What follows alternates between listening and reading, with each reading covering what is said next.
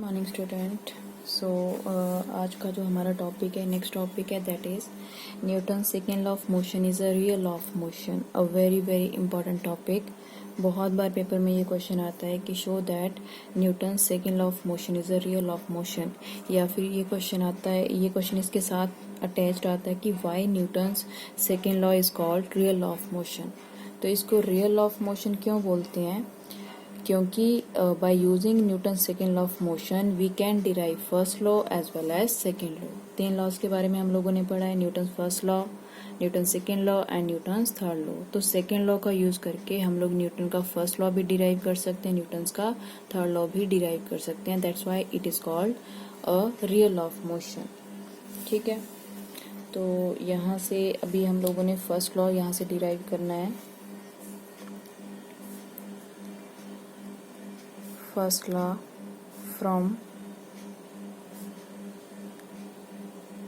Newton's second law. ठीक है, अब देखो न्यूटन सेकेंड लॉ के अकॉर्डिंग हमारे पास क्या है। According to Newton's second law F is equal to M A. Force M A के इक्वल है if external force is zero, मतलब F की वैल्यू क्या है, जीरो। अगर F जीरो होगा then M A is equal to zero, but M mass है, mass is a constant quantity, does not equal to zero. तो obviously इस term में से क्या जीरो होगा, A is equal to zero. A zero है because A is equal to D V over D T, so that is dv over dt is equal to zero.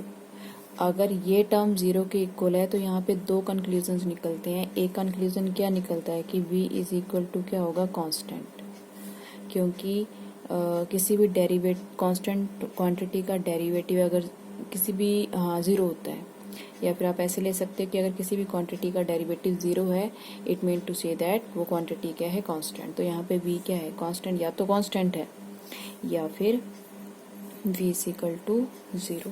और यही Newton first law of motion है। If अब Newton first law के according क्या है, if a body at rest it will remain at rest. If a body moves with uniform velocity, it moves with uniform velocity unless it is compelled by an external force। जब तक किसी body पे कोई external force हम लोग apply नहीं करते उसकी पोजीशन चेंज नहीं होगी। तो या तो वो कांस्टेंट वेलोसिटी से ही मूव करती जाएगी या फिर उसकी वेलोसिटी क्या होगी, zero, if no external force act on the body. That is Newton first law of motion.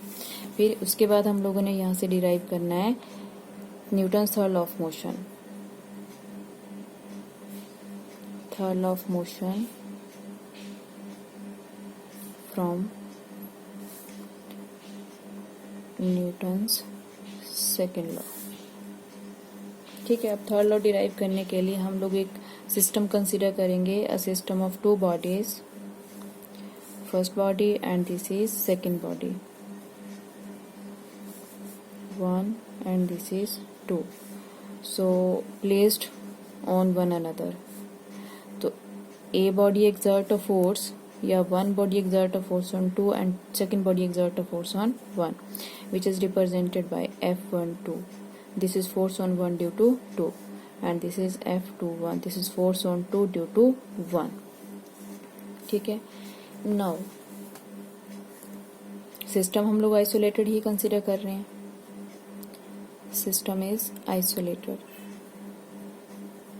अब यहाँ पे देखो फोर्स, दो फोर्सेस यहाँ पे अप्लाई हो रहे हैं सिस्टम पे, और according to Newton second law of motion force किसके इक्वल होता है, rate of change of momentum.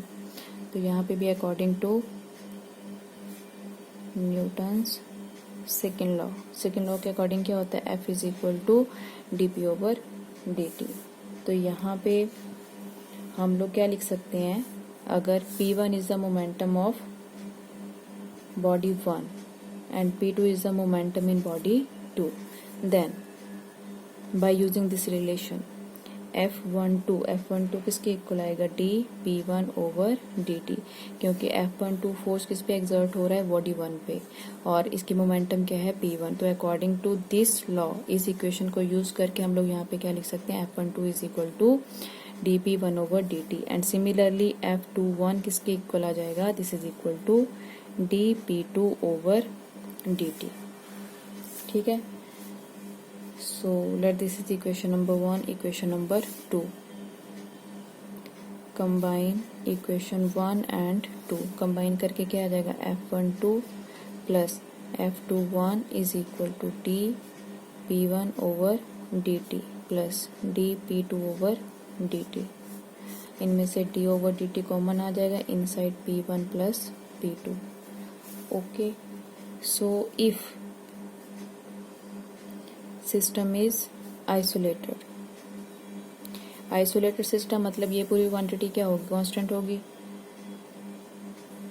ठीक है, 0 के इक्वल होगी. d/dt p1 plus p2 is equal to 0 और F12 plus F21 is equal to 0 और F12 is equal to minus F21 which is Newton's third law of motion. तो start हम लोगों ने कहाँ से किया था, from Newton's second law of motion और डिराइव हम लोगों ने क्या किया है, Newton's third law of motion. ठीक है.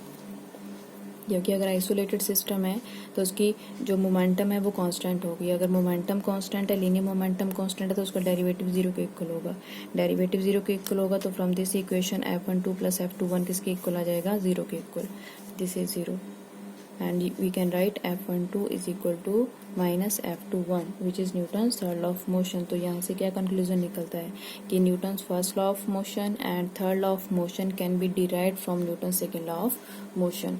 That's why Newton's second law is known as real law of motion. ये अपने कंक्लूजन में लिखना भी है कि न्यूटन सेकेंड लॉ को रियल लॉ क्यों बोलते हैं हम लोग, because we can derive Newton's first law as well as Newton's third law by using Newton's second law.